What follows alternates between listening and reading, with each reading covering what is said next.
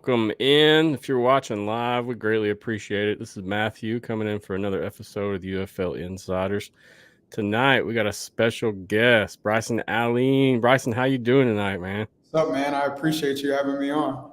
I appreciate the attendance. It's good to see you. Coming from my Houston years a couple years ago, man, it goes a long ways to have you on the show, so I appreciate it. Yeah, most definitely. So, man, you got quite a history when it comes to football, spring football. Really don't want to beat around the bush too much. I want to get straight to the point. You got some people commenting in. They're pretty excited to see you, hear you talk, man. Got to show them off. WRBW guest. That's good, though, dude. The support is what everyone needs, so it's good to see it already. We ain't even started yet. Yeah. So coming in, you're a Delaware State Hornet alumni. Is that correct? Yes, sir. We know you had some time at the FCF, Fan Control Football League, the XFL, as well as the USFL. So for people who may not know you or want to get to know you a little more, I guess just kind of share your background, a little bit more about yourself, and just you as a person.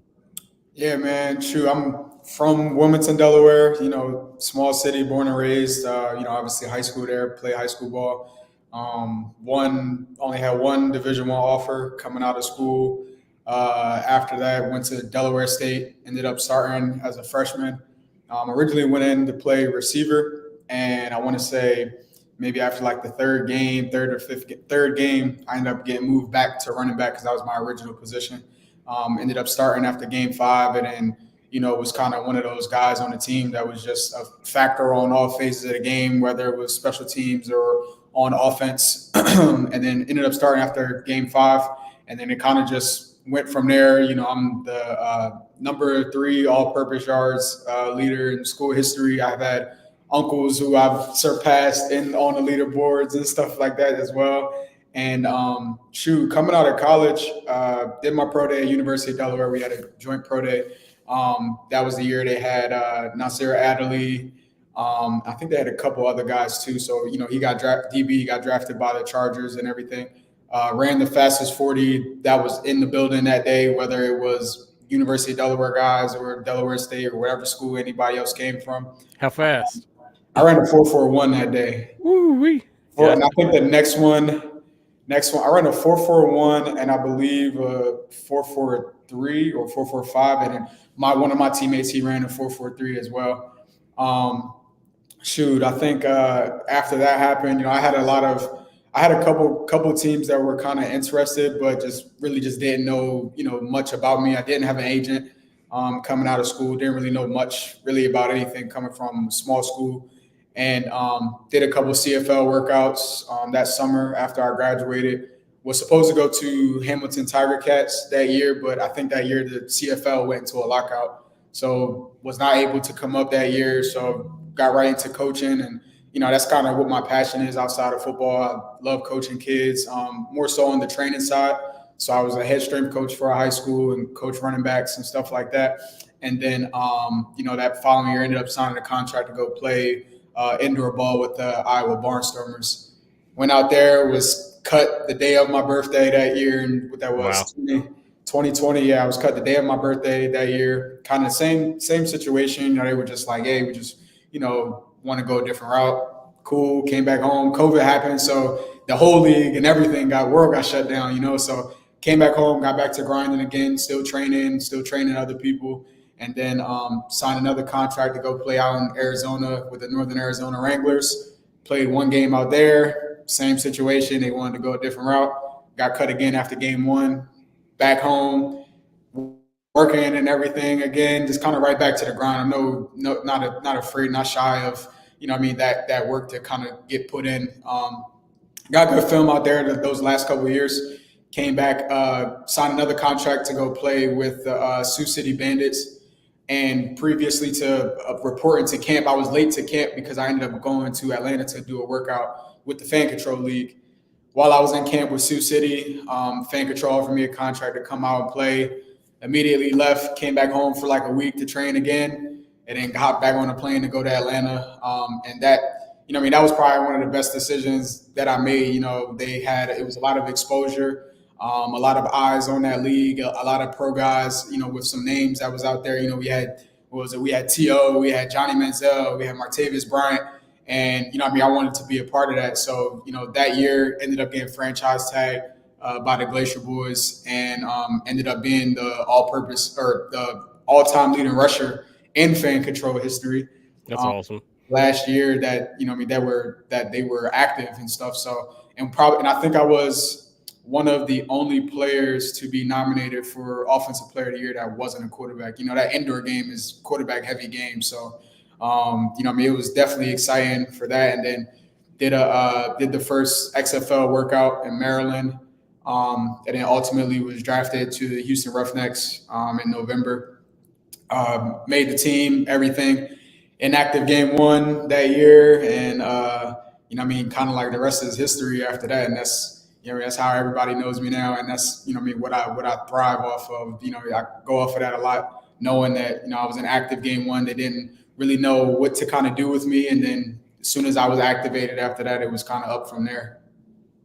Yeah, your career in 2023 was a good one. And you can look at your stats now and see how you did in general. I mean, on 43 attempts, and this is according to footballdb.com, on 43 attempts, 193 yards, yards per game, 21 yards per game, only 1 touchdown for the season. I think that was that backflip touchdown. Yeah, I actually got 1 call back too. I scored against Seattle, and that one got called back. But you were heavily utilized in 2023. It was apparent in most every game that the Houston Roughnecks played. Yeah, most definitely. It was more so like, we had Max Borghi. Max Borghi was a starter. Great dude, great player. And, he took a lot of the reps that first game. And then going after that, it was like, finding ways to kind of insert me into the offense. Our offense was, definitely run and shoot, air raid, all of that. So the guys in the backfield, we were heavy in pass pro, heavy in getting out in space on routes and everything like that. And I was good. I was one of the better players in terms of getting out in space, one-on-one matchups and stuff. So, that was how I was primarily used, but I was still effective in the run game as well as in pass pro. And, that was ultimately what, helped me make the team was, being able to be, especially with my size, being able to be good in pass pro, being able to be good out in space against linebackers and anybody else that was bigger than me, and being able to get up and just do it again. How tall are you? I think 5'6", is that right? Yeah, I'm 5'6". Wow, dude, that's it. I've seen you in person a few times, but it doesn't click just because I look a lot bigger in pads, man. Don't we all, sir? Yeah, I was just curious, but obviously you can hit the holes, dude, because they wouldn't have you running the ball if you couldn't handle it. I've seen you in action as well. So, I mean, in terms of the XFL 2023 season, you had a decent. The Houston Roughnecks looked pretty good in that 2023 season. Yeah, y'all's team was solid. You had Coach Wade on deck. I mean, you had a team that was rolling. Yeah. Let's go into 2024. You got picked up by the Brahmas. It was the same thing. You had Coach Wade again. Yeah. What kind of explain what happened there? I mean, I know your attempts dropped. I seen you. You mostly did special teams, which is great. There's nothing wrong with that. But I noticed a big decrease from 2023 to 2024 in the way you could have been utilized. And that's speaking from someone that followed the Houston Roughnecks very closely in 2023. Right. Yeah. Shoot. So mostly, I'll start from the beginning. Obviously with the merger with the USFL and the XFL, and Hines Ward and I guess his staff with San Antonio kind of dropping out. Our whole staff from the Houston Roughnecks ended up getting placed onto the San Antonio Brahmas. So my whole offensive staff went over to San Antonio, and concluding the XFL season of 23, it was kind of known that. I was going to be one of the guys to get brought in. Obviously, there were no promises because of the way, that draft pool kind of went with the teams that didn't make the merger. So, I was one of I think we took maybe one person per position from the Roughnecks roster to come over to San Antonio. So, obviously shout out to Mark Lilly Bridge, the GM from Houston. I was the only running back to get brought over from the Roughnecks team. And, it was, coming from my standpoint, I'm thinking about how my touches went in the XFL and 23 being running back number 2. I'm thinking like, all right, cool, 2024, my year, to kind of really establish myself as a guy, as a top guy on the team, as a top guy in the league, especially with the new merger and everything. And, like I said, not shy to work or anything, not shy to competition. So I knew they were going to bring in some guys, and I knew that it was going to be some competition. And, coming into it, it was kind of one of those things where I just kind of felt left out. Wasn't really sure what my role was on the team anymore. There was kind of no real communication to me about what my role was anymore. So it kind of started during camp where I kind of started realizing things were just a little shaky. It wasn't how it was when we were in Houston. And I get it. New league, a lot of pressure, all of that. And, a lot of good competition. Shoot, we had John Lovett, we had Ant McFarland. And they, as we can see from how 2024 went, great players. And they snapped this year. All kudos to them. And my thing was just, I just wanted more opportunities in camp, and I wasn't given those opportunities for whatever reason.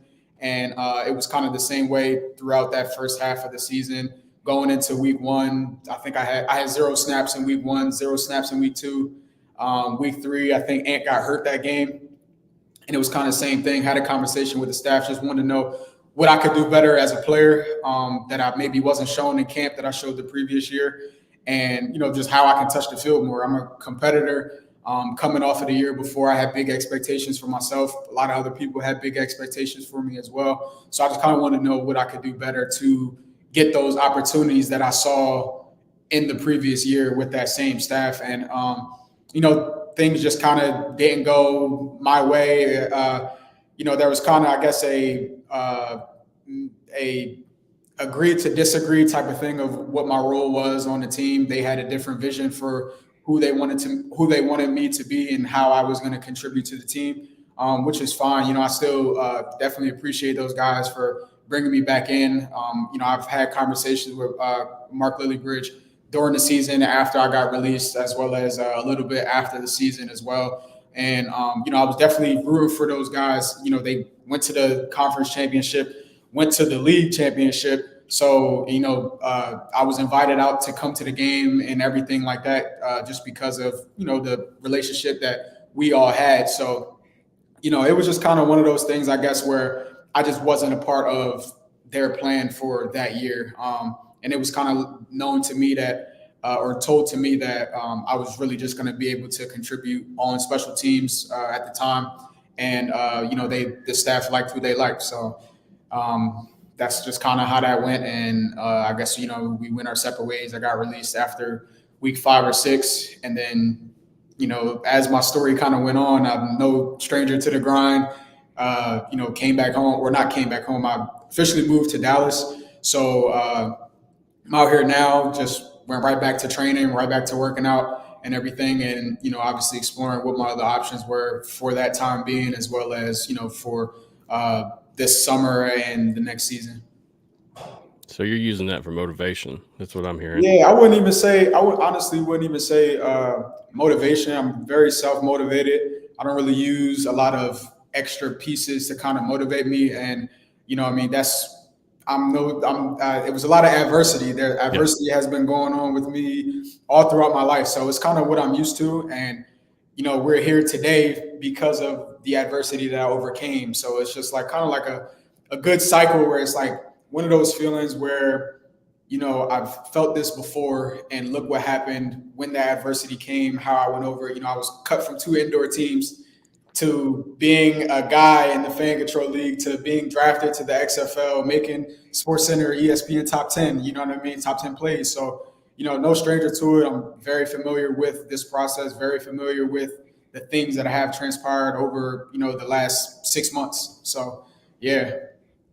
True. I want to read some of your achievements from 2023. Yeah. Number 2 on SportsCenter, top 10 plays, week 7. Number 3 on Roughnecks offense. number 5 amongst XFL RBs, 4.5 yards per carry. Top 10 XFL rusher at PFF. One of 2 top 10 RBs to make the final UFL rosters in 2024. You were drafted by San Antonio during the XFL USFL merger, and you started 5 games for San Antonio at kick returner. Yep. Yeah, So, that was a big thing. Definitely. I think the one thing that I always tried to glare at was being one of 2 guys out of the top 10 XFL running backs to make it into the merger. You know what I mean? It was a lot of really, really good guys that were in the XFL in 23 that, didn't get a shot right away or didn't make the final roster after camp and everything. So, I took a lot of pride in being one of those guys because, with the merger, it limited a lot of opportunities. A lot of guys didn't have jobs at the end of the day. And, I was one of the few that was lucky enough to make it past camp. So at this point, you're training still, and you said you're a coach. You coach football, I guess, and you train? Not right now because, relocated to Dallas. I was living in Delaware and coaching in Delaware and everything like that. So now, right now, living in Dallas, I train kids, train adults. Same thing, just fitness classes and everything. Gotcha. Like that. That was one thing that I always did outside of football, even during football, no matter what. Even in fan controlled, I was interning for our strength department. While we were here, having different conversations with our strength coach about receiving another certification in strength coach. So that was really my thing outside of football. And, I wanted to continue it out here in Dallas. That's why I chose to kind of relocate out here. A lot more opportunities, a lot more, all the guys who train in the off season, all the pro guys who train in the off season, they come to Dallas, better weather, better opportunity. And so that was overall my decision on why I wanted to come out here and, get a little piece of that because it isn't much in Delaware. I was one of the main guys who was doing a lot of the training out there. So I kind of wanted to expand outside of football being out here. That's awesome, man. It's cool that you have all this going outside of football. I mean, you're ready for the football, but knowing that you can just jump into your career or whatever you're going to work. Right. Exactly. I like to say I'm all in every direction. You know what I mean? I want to make sure that, at the end of the day, I'm getting my workout in, but I'm also training other people because that's what I want to do in life. At the end of the day, I'm studying, I'm trying to get certifications. I'm at different places. I'm connecting and I'm networking with different people out here as well. Just try to put myself in the right position for my future outside of football. I love it. Love to hear it, man, because a lot of people could get down on themselves very easily with last year. Hearing that you're motivated and you're not negative about it. You're just positive, ready for the next challenge. You're going to step on up. Yeah, most definitely. It's just, I'm blessed to even be in a position, right now, even all of the negative stuff that has happened, me being released and everything. I'm happy to say that, well, at least I made the team and I played X amount of weeks to be released. I made the team. I wasn't sitting at home.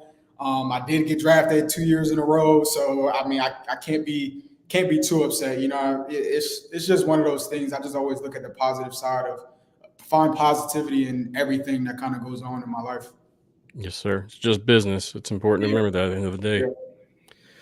Let's talk about the UFL 2024. And I just want to ask you a couple questions before we talk about the actual showcase event. Yeah.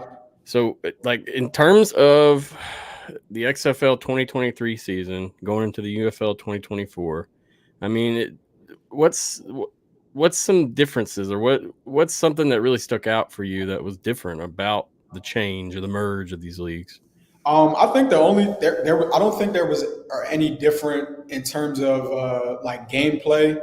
I think the competition level was fairly the same. There are really good guys who play spring football who just didn't get an opportunity to stick onto a team in the NFL or the CFL or anything like that. So I don't think the competition level was any different.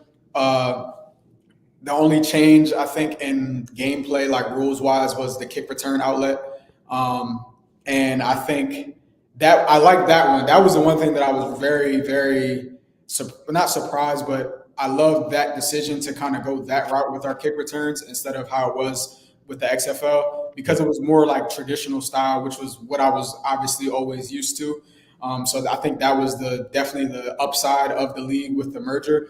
But I don't think there was anything in terms of production or on the field or anything like that that was any better or worse. I think the only thing may have been just on like behind closed doors. I guess in terms of like our living arrangements, our transportation and stuff.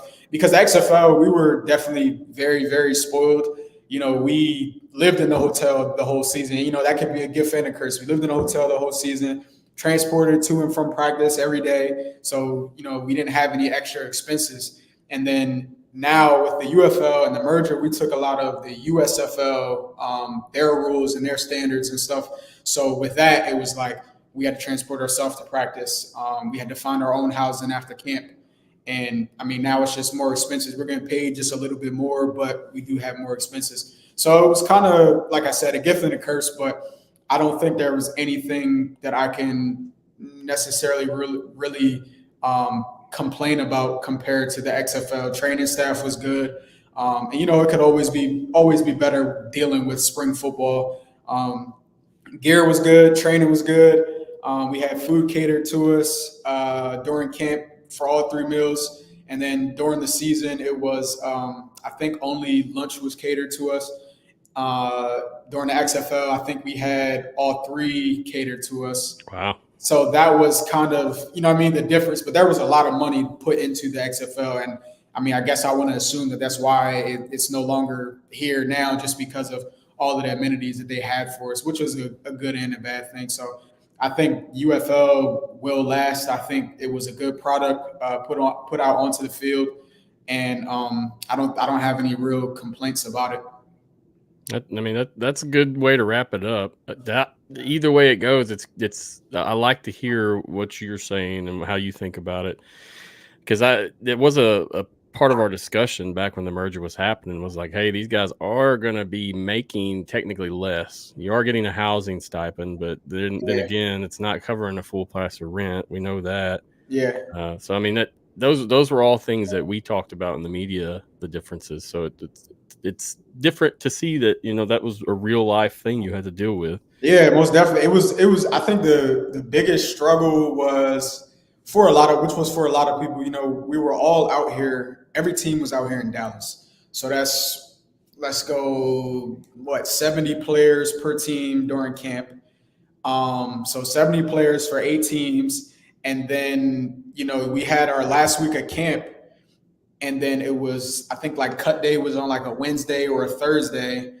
And then once you're cut, that was the last day of camp. And then you had like that Friday, Saturday. And I think we had to be out of the hotels by that Sunday just because of what the league rules were.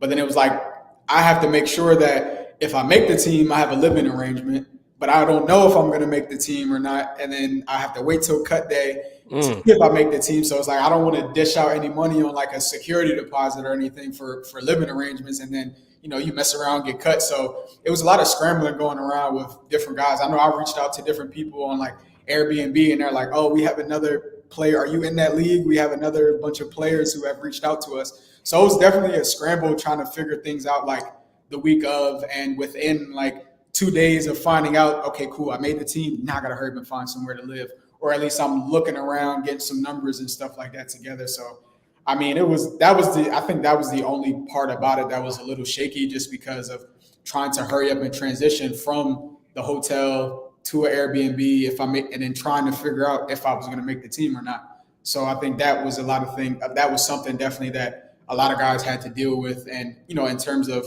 location, you had to find a good location. You had to make sure I just ship my car out here so I could get to and from practice and meetings, and, just making sure that all of that stuff was done in a timely manner, as well as just being aware of my time. Do you have a family?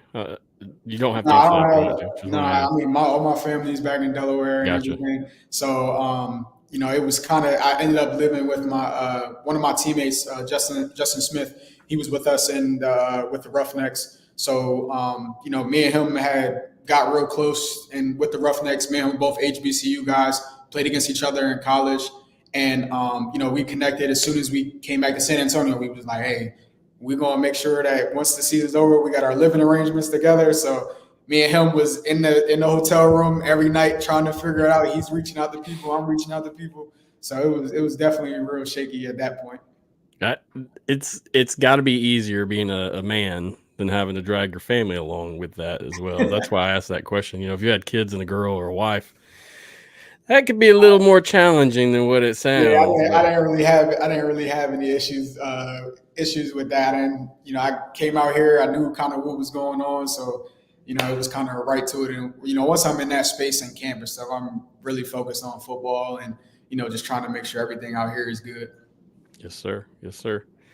Now, you said the kickoff return was different for the UFL. And to me, I thought an observation that was funny was the fact that the UFL was using that normal kickoff return, and then the NFL started using the XFL kickoff return. And if you just saw the preseason game the other day, I watched it. And everybody like us were like, yeah, that's the XFL kickoff. And they're not trying. They don't want to give the XFL any credit for that. Neither do the fans. Neither, they're all like, oh, the new kickoff is stupid. But it's like, if you're a real football fan, you realize that there hasn't been many returns in the previous years. Like, there are so many touchbacks.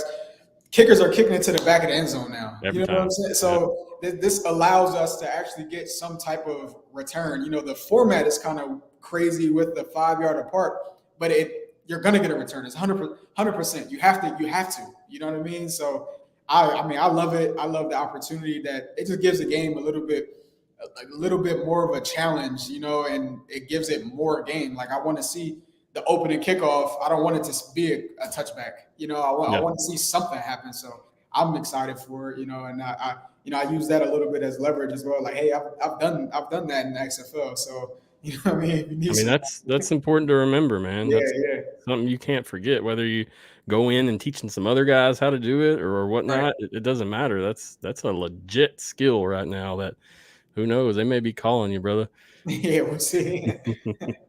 Any other opinions about the 2024 UFL season, just compared to the 2023 XFL season before we move on? No, I don't. I mean, they were very familiar. Nobody's really gonna notice anything different unless you're in front office or unless you're a player who played in the XFL. Because the UFL is really, it's kind of spearheaded by the USFL. So we took a lot of their rules and everything in terms of, behind closed doors and stuff. So you wouldn't really know unless you're in it. And for the most part, it probably won't really affect you as much other than, like I said, the housing and the transportation. That was something that was different, new to me. Yeah. I mean, from my observation, just from the outside, you could tell the XFL, the old XFL or the XFL conference cities, they're very much still XFL ran. And then when you go to these USFL cities like Alabama, like Birmingham, you can see it's very much USFL ran. Yeah. I mean, I think a big thing, like you saying, but I guess I would say, fan wise, we went out to Memphis, and it wasn't much out there. Not a lot of fan base out there. And as soon as you go to Arlington or somebody else who was in the XFL car, you come to a San Antonio game. It's a lot of people there just because we were actually in our markets in 2023. So that definitely helped a lot of the XFL teams a lot. Everybody in the USFL who came in with the merger, they still have their fan base and everything as well. But it was just a lot different. You could tell the difference in terms of the fan base. That's a good observation as well, and I could tell that also from visiting different cities, depending on who they were playing and who was visiting. I know the game you're talking about in Memphis, the San Antonio crew was louder than all of the Memphis. Yeah, they came to every game. They was at every game. I don't know how they did it, but they were there. They were sure. They were definitely there. Oh, they were there. They came loud and ready. That's the Horns Forward podcast is the crew I'm talking about. They represent, dude. So. Yeah, there's some big fans. Much respect to them for what they do. Yeah, most definitely. Got a comment. Well, Bulls on tour. It's from XFL Mike G. He's a San Antonio fan. That's what they called their tour. Yeah. And they really did it too. I met up with them in Memphis at the game, and the legit fans for sure. Absolutely. They almost remind me of the Houston fans. I don't know how they do it. They're gonna make it. They're gonna follow you. They're gonna keep track of what's going on. So I mean, I was definitely appreciative of that. I come from a small school, so there ain't no real outside of the student body or outside of the family of fans, or alumni maybe. So that was definitely different. Does it make the difference as a player? I mean, seeing those guys come. Oh yeah, most definitely. You just know that you have the support there, and you know that people care at the end of the day. So I go up and I speak to them. I reply to comments. I reply to DMs and everything. Just because I'm small, like I said, small school guy. I'm appreciative of the little things. The only people who were my fans were people who legit knew me. My family, my friends, and my classmates and stuff like that. So people who don't know me from a can of paint, but know I wear the jersey and know I make plays and stuff, supporting and traveling to each game and know my name and just being out there. So I was definitely appreciative of it, and it helps a lot. I figured so. Just wanted to hear it from your standpoint, see what you thought. Let's hop in to talk about the showcase. So you participated in the UFL Houston Showcase, and what was this, 2 weeks ago? Is that correct? 2 weekends ago? I think it was last weekend. It was last weekend. Yeah, yes, it was last weekend. Yes, sir. So how did that go? I mean, have you done one of those in the past? Yeah, so I did the first XFL showcase. That was in Maryland in 2022 after my fan control season. So I was definitely familiar with how they were ran. I know that the showcases are, I want to say, like outsourced by a different company who comes in and like does all the timing and does all the times, does all like the preparation and setup and stuff.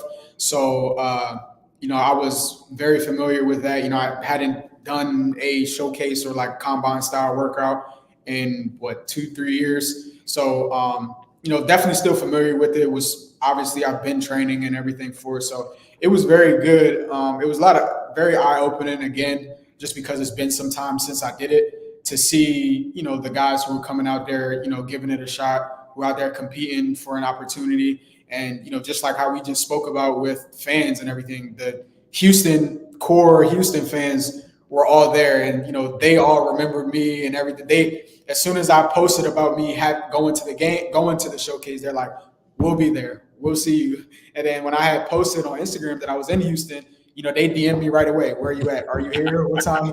And I ended up meeting up with that group and everything too, having a conversation with them about the showcase. Kind of the same thing that we're doing now, just kind of, picking my brain about the league and how everything went, and what's my thought process about going into this season, what were my plans for postseason and everything too. So it's just dope to be a part of that. Like I said, not shy of the work that has to be put in. So I was focused being there, focused going through the drills and everything like that. The only thing that kind of sucked about it was that Houston weather, man. The Houston weather is crazy. So we got there.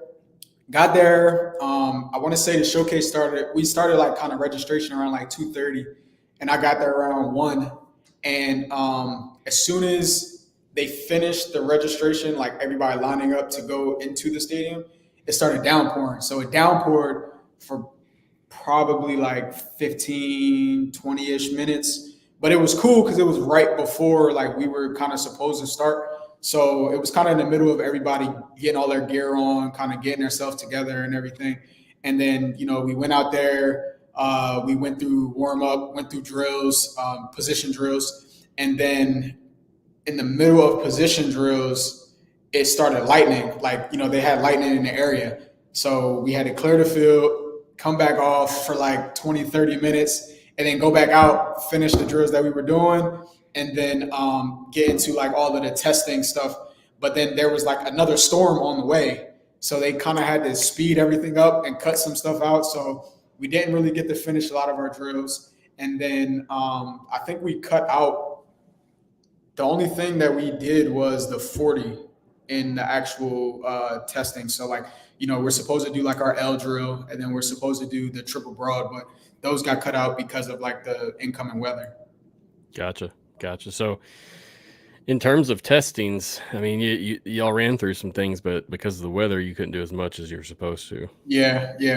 So like I didn't The only thing, it was a lot of people who sat out. I sat out as well of running my 40 because of the way that, we were going through everything and then had to come off for 30 minutes. And then there was no warm up to get back into the drills. So it was more of like hey, we gotta get going. We're going to finish these drills and we're going straight into testing.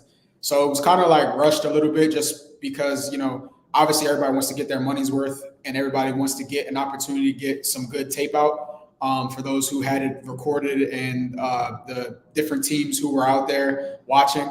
So, a lot of people went out there, kind of rushed their warm-ups and stuff. And, I didn't want to rush anything in my process. So I finished my regular drills and then, watched everybody else run their 40. And, at the end of the day, I've been in the league, I've been in the XFL, and I have film and stuff. So, if my speed ever was a question, I have the film to kind of prove it and, a good resume to kind of prove it. And if you need me to come in and run the 40, I'll come in and run the 40. But I just wasn't going to risk myself getting hurt in, a very sensitive time in my off-season process. I could get picked up at any moment and, then I would have, some sort of recovery and all of that. So I really didn't want to go through that. So that was really just, like a business decision at that point. Makes sense. And you are different from most of the other people that participated, I'm sure, because like you said, you have that film, you have that experience. Some people are playing just to try to get that right there. And you already have it. And damn, dude, watching 2023, a lot of them highlights are looking good too. I'll tell you. Yes, I was just like, hey man, if my 40 time is in question, please just watch the film. I've ran my 40 before. I have all of that up there. I ran my 40 at the XFL Showcase. It's kind of all the information is all attainable, and they have all the information as well. So, it kind of was a no-brainer to me, obviously for my body as a business decision, and as well as, I have the resume to kind of give you everything that you need out of it. So, really just a no-brainer for me not to do it. Yeah, and showing up, you're showing up. You're letting them know, hey, I'm still here. Yeah. I didn't want it to be one of those things where I'm kind of just banking on what I did, where I've been. I didn't want to be that guy that kind of sit at home waiting for somebody to call me or waiting somebody to remember who I am. So I was like, okay, cool. It's no stranger to the grind. So let me get back out there. Let me put my name back out there, remind you who I am. And, that's kind of how it went. I had a conversation after the camp with Will Lewis, the new GM of Houston. And it was funny because we were in the middle of a drill, and the drill kind of like my finish was towards him. So it was like finished through, and he was staying at the middle. And like as I finished, I went right up to him, introduced myself. And he was like, oh, like it's good to put a name to a face. So I'm like, it was kind of good being able to same thing, like put a name to a face, kind of show that I'm not just waiting around for an opportunity. I'm out here, I'm working, I'm, sending film out, trying to network, trying to connect and everything like that. So, I got everything that I wanted out of the showcase, minus like, a few drills, a few reps that I just internally wanted to do, but, talk to the people that I wanted to talk to, kind of showed face, showed my talent again. And, I felt bad for a lot of the other people who were there who, were banking on that opportunity, banking on the drills, banking on the different testing. And even a lot of the coaches that were there, when the rain came, a lot of them left because the first portion of the showcase was the defensive portion. And then the second portion was offense. So, I saw Coach Wade there, a bunch of our defensive coaches or a bunch of the San Antonio defensive coaches were there that I spoke to as we were kind of transitioning in and everything. So, I felt bad for those guys that didn't get a chance to kind of really showcase their talent and, paid their money to be in it, traveled to be in it, and whatever sacrifices that they had to make to be there and, couldn't get the full thing out of it. So, as long as you were there and, you put film on tape from that showcase for what you could do, it's kind of up in the air with that. So I was looking at an old post. It says 275 strong was at that event. I mean, Yeah, did it look like 275 it when was you a went lot there? of it was a lot of people. I want to say it was about it was about 30 running backs. Wow. I'll tell you that it was about 30 running backs. The receiver, receivers are always. It's always a lot of people, a lot of receivers. Everybody plays receiver, and I think the way that they were going about it, I had one friend who I was training with who was in there, and he was like, "Man, I probably only got about 4 reps because it was so many receivers and so many receivers, so many quarterbacks." So it was definitely a lot of people there. I never really expected to be a lot of people, but it's always a lot of people. Even my first one for the XFL at University of Maryland, about 30, 35 running backs as well. And I'm like, I didn't even know this many people play running back anyway. So it's definitely funny seeing it. It's like, I didn't know this many people play running back to begin with. So I don't know why it's 30 of us that are out here.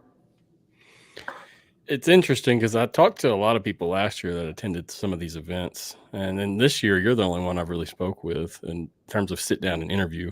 Yeah. But like I've seen the guys at the bottom, like you speak of, that are Yeah. trying to do anything to make that name. And then I see you. I mean, you've got that name, and you're Yeah. still pursuing it, dude. It's super cool to see how humble you are, honestly. Yeah, it was definitely humbling. Being there and being around guys who've obviously never really got an opportunity. I've been one of those guys, and I still feel like every year I'm one of those guys who I'm one opportunity away from something.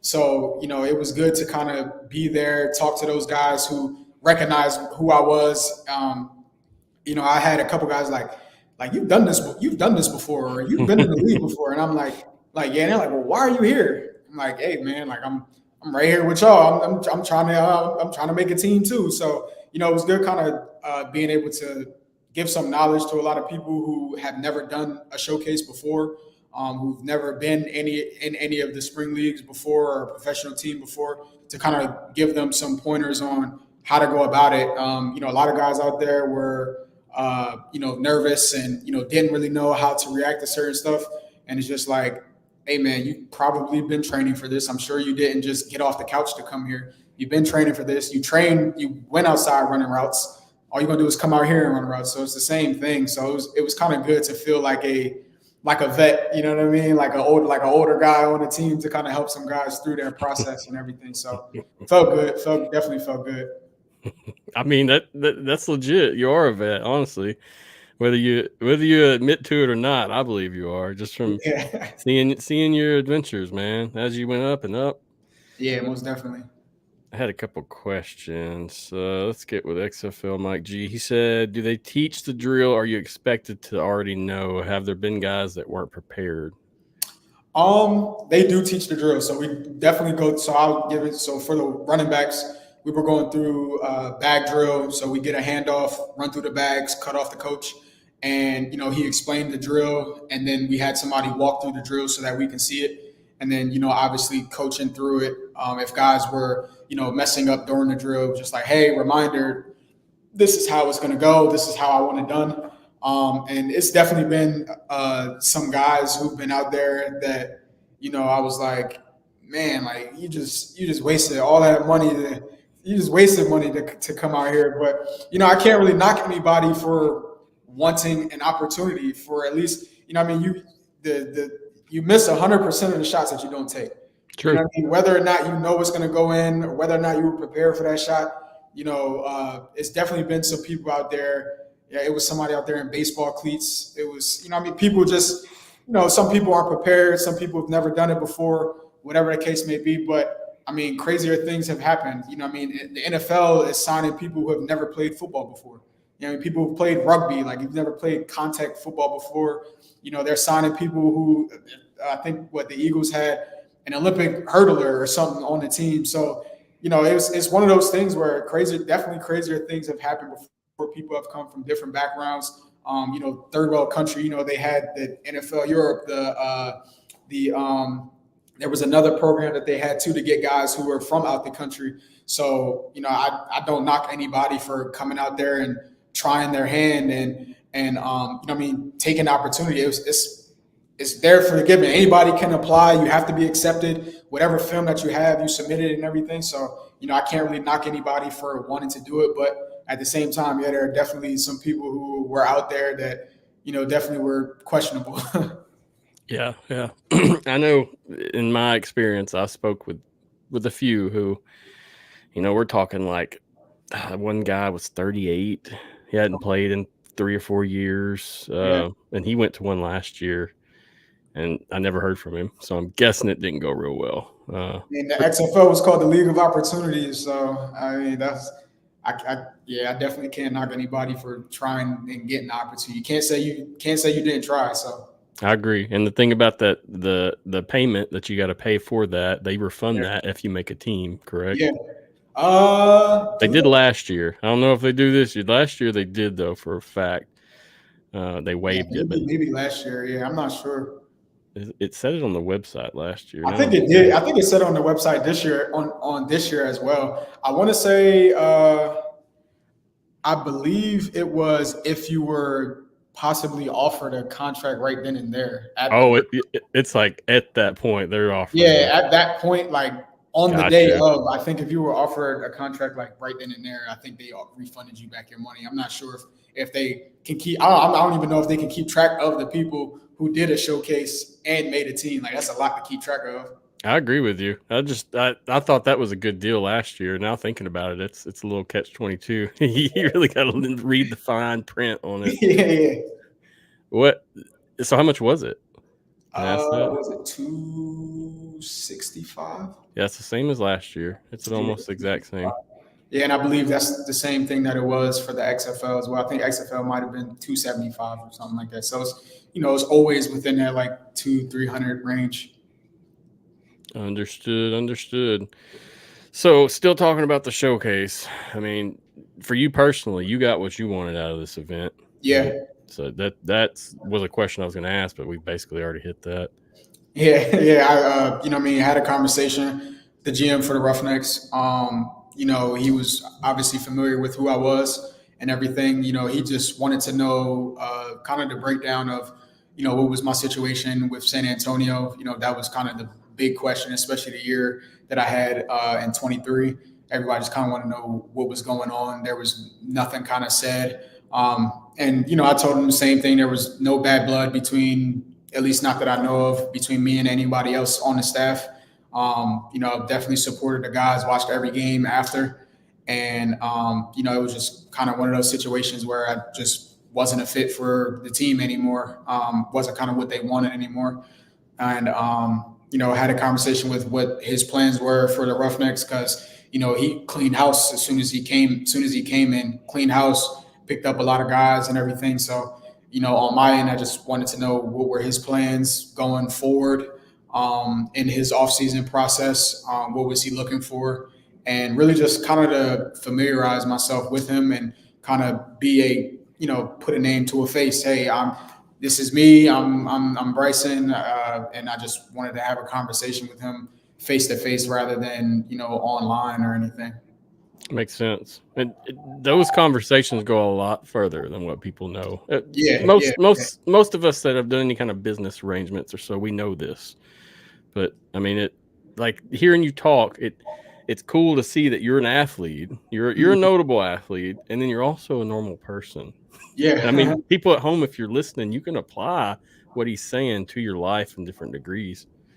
Yeah, most definitely. It was just, I'm big on just communication. I didn't want to leave out of there without at least saying hi, without at least shaking somebody's hand. I introduced myself to the head coach, Coach Johnson. Just the same thing, put a name to a face. My name is one of those ones that it's pretty familiar, and it's not like a household name, but you've heard it before. So you're like, why is he? I wanted to be one of those things. Well, dang, he was in the XFL. He was in the UFL, but he's at a showcase. Why is he at a showcase? So, okay, let's dig in a little bit deeper. Let's figure out why. Let's have a conversation with him. Let's watch his film. So that was really my biggest thing on being there. It was one of those like, let me show face, let me show talent, let me show that I'm still out here working. It's not one of those things where it's like, I'm back, or it's like I never left. You just kind of had to be reminded a little bit. You had to be reminded again of who I was, what I bring to the table, and everything. So that was, like I said, being there. Number one was my number one priority. Being there, obviously showing what I can do was number two, and then introducing myself and showing face. And I wish I would have got there earlier for the defensive portion to see all of the other coaches that were there and do the exact same thing. So definitely got what I needed out of it, minus the bad weather, minus, me a couple of drills that I just wanted to do because I'm here, why not? So, yeah, definitely got what I needed to get out of it. Awesome. Good to hear, man. Yeah.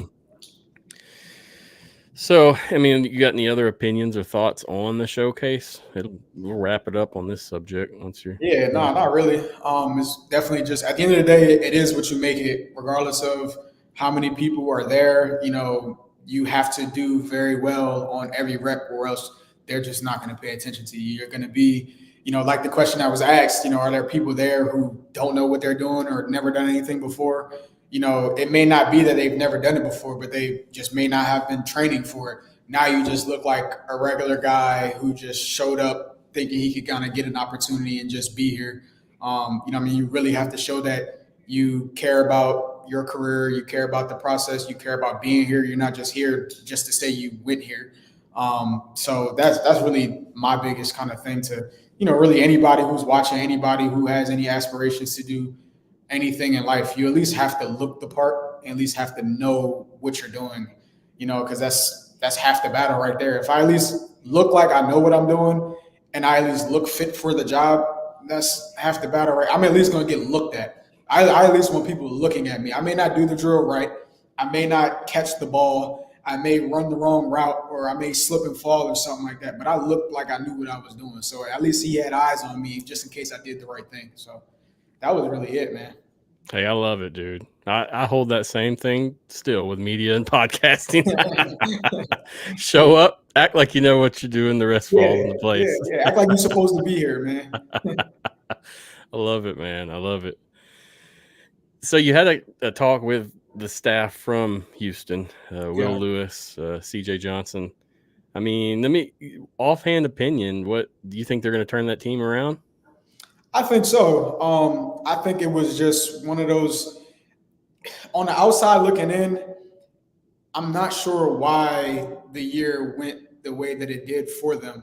They had a lot of key pieces, and I don't believe they were getting rolled during the year. I don't think they were getting rolled during the year. They were just, like a big play away, from really turning that thing around. Shoot, I went to the Houston game when they played San Antonio. I went to that game, and they almost beat San Antonio that game. And it just kick return coming down, very big, really big kick return coming down. San Antonio causes the fumble, get the ball back, kicks a field goal. San Antonio wins the game. You know what I mean? So, it was just kind of one of those things. And I guess this year just may not have been their year, and they even got a few guys who've gotten opportunities in the NFL in terms of workouts and tryouts and, mini camps and stuff. So, it's not like they didn't have any pieces or anything. It was just a way to kind of cookies crumble with them. So I'm definitely excited for them. Just with that being my first opportunity in spring league. And it looks like Will Lewis has a plan. He's on a mission to turn it around right now. It's not a rebuild. It's just, hey, let's do this thing right this time, and let's kind of go from there. So it definitely looks like they're on the right track with the different pieces that they've been picking up, and he has a vision for them. So I'm definitely excited to see what comes with that. For sure. I just wanted to see what your opinion was, especially being around these folks, in person, seeing how they act around players, what their plans were. All very interesting. And even just being on San Antonio's team, watching Houston, being a player and watching it, and then the previous year when Will Lewis was with San Antonio, watching that as well. It's just really one of those things where it's just dang, that's just one of those teams. You got that team in every league that, something like it was the Detroit Lions, I think like maybe 2-3 years ago, where it was like they're not losing bad. They just can't find a way to win. So it was definitely one of those things where like you pick up on the energy of the staff.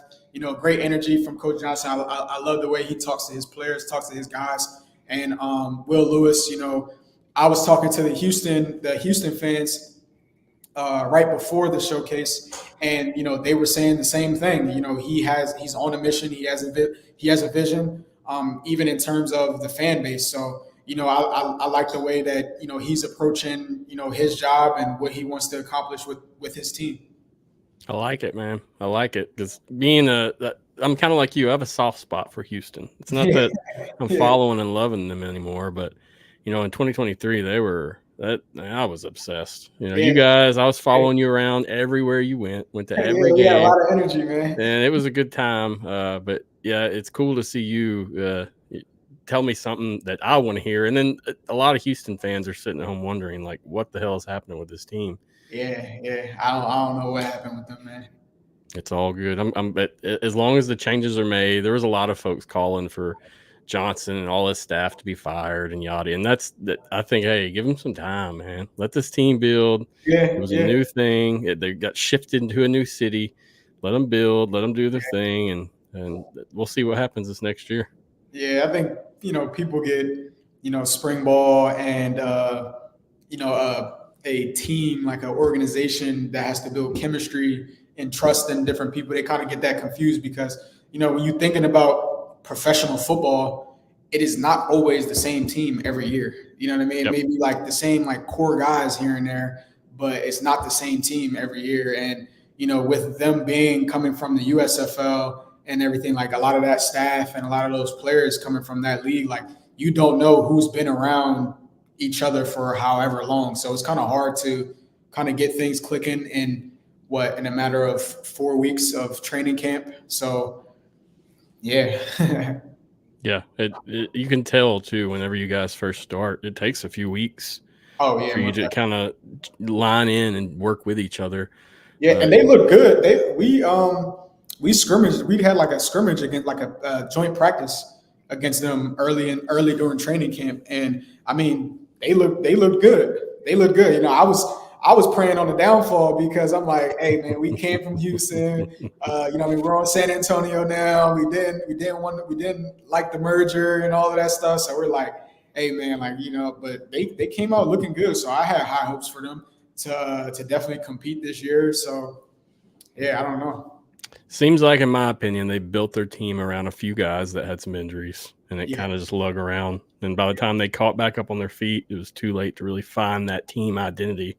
Right. Hopefully, we'll see it this year. Yeah, I think so. Speaking of questions, so DeMarcus had a question. He said, how hard was it to gel with the offensive line without having preseason games? It was not hard at all. One, being a professional comes with adaptation. Like you got to be able to adapt to a lot of different things. And at the end of the day, that we're in practice for however long a day, especially during camp. Like we're going every single day. We're going to meetings. We're meeting twice a day during camp, and then going out to practice. And then we're all in the locker room together, so we're having those conversations with each other. We're all watching the same film. And, as a running back, we're in the O-lineman room, multiple times a week after practices, watching film with them, getting adjustments on, how they feel about a certain thing. If somebody's pulling, he'll let us know, like, hey, listen, if that guy comes crashing, I'm going to do this. So just be ready for it. Like, don't be surprised by me doing X, Y, and Z. So it's very quick. We all learn how to adapt and to adjust. So I wouldn't say it's hard at all. It's just a matter of, just getting to know the guys and knowing that, this guy may be different than whoever you played with before, but we're all very fast learners no matter what. When I think during the season, Millette had got hurt. Alex Millette had got hurt, our starting center for San Antonio.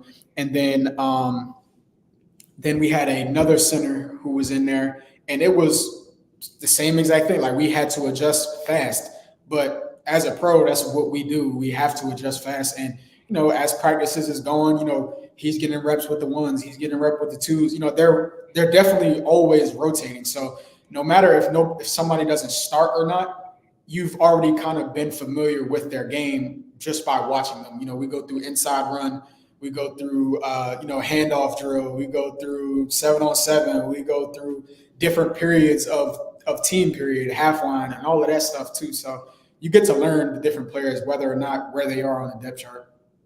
Yeah, I like that answer, man. I really do, because a lot of people think it's more X's and O's and plays.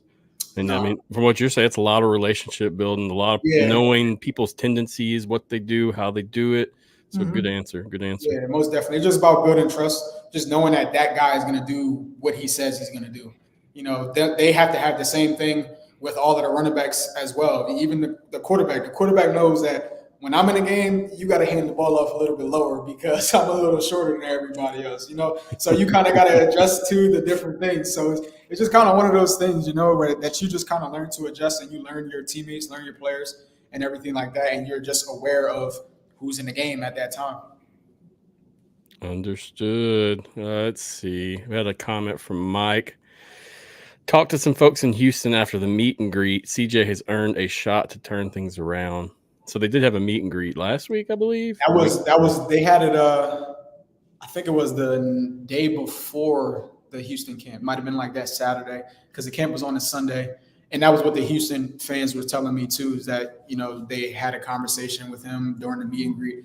Him and Coach Johnson were there, and, it was all good vibes from them. So that was at least the information that was relayed to me. And from what I saw being there as well, I agree.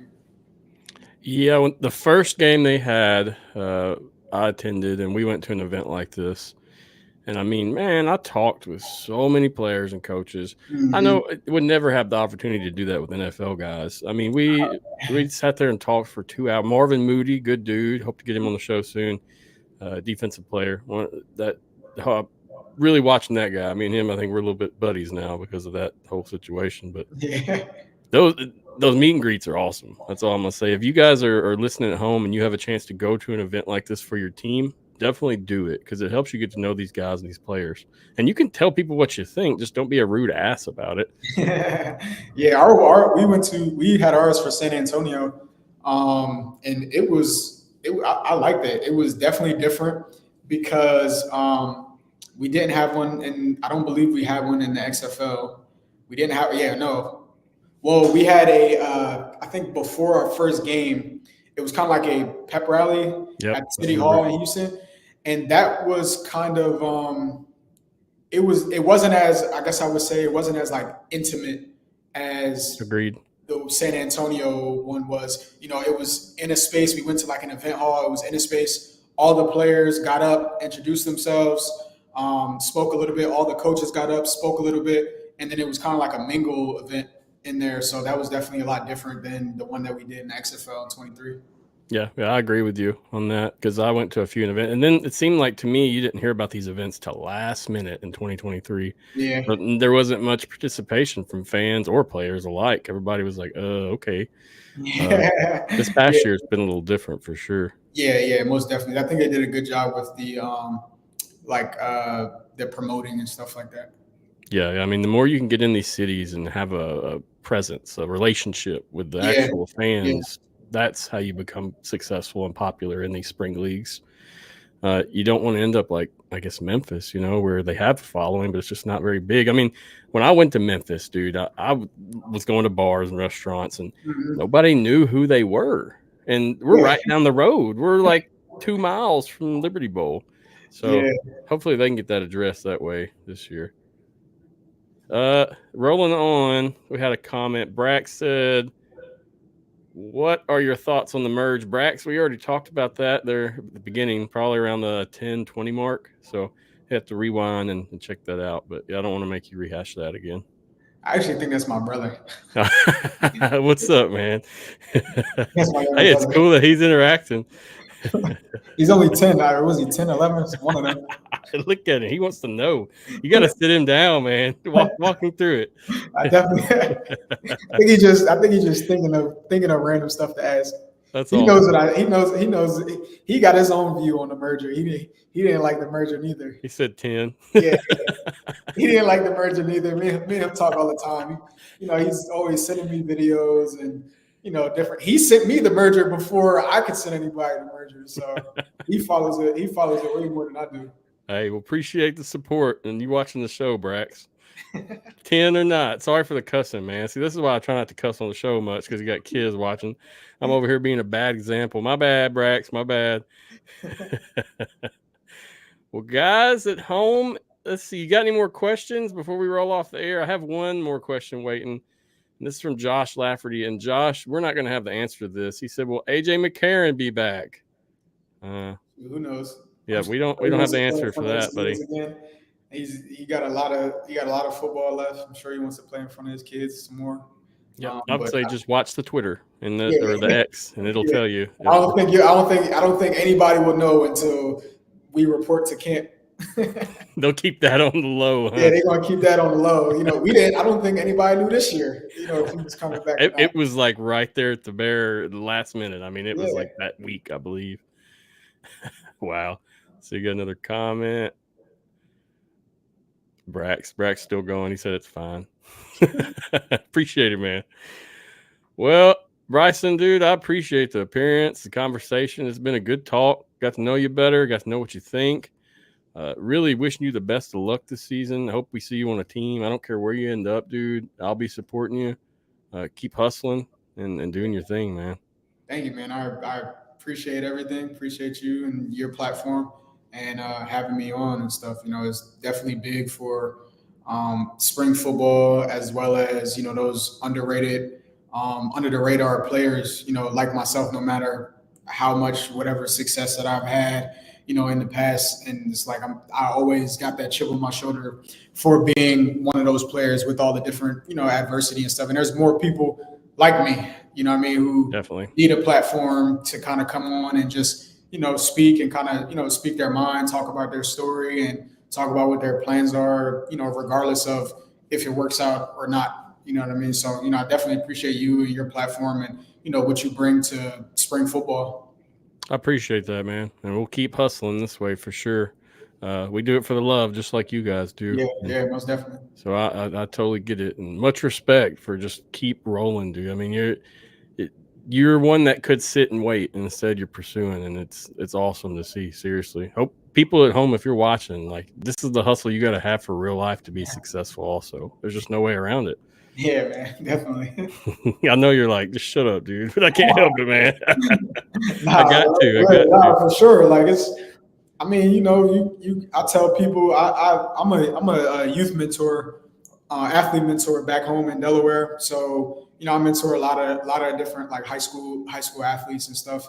And I'm the oldest of 8. I'm the oldest of 8 siblings. Wow. 2 younger brothers. My brother is right now. He's at Army. He's on a full football scholarship at Army. Wow. My other brother, he's playing football. He's playing Division II football and everything. So, I've been around different people who've seen me go through what I've been through, but also kind of am able to have a little bit of success and stuff. So, at the end of the day, I always tell people, like, you have to really, really love football to keep going. There's everybody knows the small percent, was it less than 1% of high school or college athletes make it to the NFL. You know what I mean? And whatever the percentage is that even get paid for their services to play football and to continue to live and, feed their families or anything like that. So, like I said, I've been cut from 2 teams, played indoor football, getting paid $200-300 a week. And, it's definitely a grind, and it's definitely like a want to, and you really got to want to play football and to kind of grind it out a little bit and kind of go through the adversity of people not believing in you that's really it at the end of the day. People just don't believe or don't know. They have their preconceived, ideas of you and just may not want to give you that opportunity. But, when you get those opportunities, just take advantage of them. I'm an opportunist. I just want to take advantage of whatever opportunities that are given to me and kind of prove myself right rather than prove other people wrong. Like, I know I'm good. I know I have film. I know I can contribute and everything. So it's just a matter of getting the space and the opportunity to do so. And that's just what everybody else has to do. If you really love football, you got to make a lot of sacrifices. And I've made sacrifices for my career off the field to pursue the things that I wanted to do on the field. So, you just kind of got to want to do that and kind of got to take everything with a grain of salt and just keep going at the end of the day. Well, man, you're very humble for what you've done and who you are. And like I said, I appreciate the time, the effort, just the hustle. I mean, I can seriously respect it, man. And whether you're coaching football or training or playing on a team, either way next year, man, good luck. And hopefully we talk again, see how you're doing, check in. You would be surprised how many people look at you as a role model. I mean, even people in your own realm of things within the spring leagues. So just keep it up, bro. Seriously. Thank you again for coming on. It's been an honor to have you. Thank you, man. I appreciate it. Most definitely. Yes, sir. We'll talk again soon, Brycen. Absolutely. Thank you, sir. Yep. Brycen Alleyne, great running back. Appreciate the time, the energy tonight. It was a good conversation, so appreciate him coming on again. He's one of my athletes that I favored last year, so having him on's big. So good stuff. Seriously, thanks, Brycen. Y'all, many of these athletes are like Brycen, and they need the support. And whether that's just a comment on a show or follow them on social media, I mean, do your thing and support them and see where they go, because this is really what's going to get you more into these spring leagues also, in my opinion. So follow him, check him out. I've had it running at the bottom. I'll have it in the show notes as well, the links to see where he's at, and also some of the links to what we watched tonight and talked about. So check that out. If you watched through the whole show, thank you so much. It is greatly appreciated. If you're watching after the fact, thank you as well. Do me a favor, like, follow, and share. It's key to keeping things up and making it look good. So please do. Thank you again for sitting on here tonight. If you sat here for the full hour, it was a good show, so I enjoyed it. As far as another show, next week I'll be off. The following week I'll try to have something scheduled, whether it's the UFL Insiders or the AFN interview series. Not really sure which one we're rolling with right now. We're kind of just bouncing back and forth. I don't really want to do a show unless there's something worth having a show. So like tonight, this is worth having a show. But to talk about, I don't know, UFL to NFL athletes like that, I don't want to have a show about that. Maybe eventually, because there's a lot right now. Let's see where they end up. That's really what I want to know. Guys, if you want to interact, message me on Twitter, Facebook, X, whatever. If you have an idea for a show, just want to talk and ask a question, please do. Love to interact with some fans. It's always an honor to jump on here and have a show and have you watch. So thank you again. Let's see. Thank you to UFL Board and the UFL. I appreciate the UFL Board for sharing my content and partnering up. And thank you to the UFL for letting me cover the league. It's an honor. So greatly appreciate it, and hope to keep doing it as time goes. I'm really not going as hard as I did last year. Just trying to conserve my energy. That way when the season hits, I'm not wore out. So if you're wondering why we haven't been just doing 2 or 3 shows a week, that's why. It's just taking my time. 1 show a week is good for me. If we do 2 or 3 a month, that's good for me as well. Either way, don't get paid for it. So it's all for good fun and love. So check social media for our next show announcements. As always, they will drop a few days before then, and I'll let you know what's going on. Thank you again for watching, interacting, and supporting these players in the leagues. I'm Matthew Tyler. It's always a good time. Thank you, and we will see you again soon. Not really sure how soon, but soon. Thank you. I'm out. Go hard, go home, go hard, go hard, go home, go hard, go home, go hard, go home. Touchdown like an end zone. When the circle turn to my home, can't get me out of my zone. Go hard.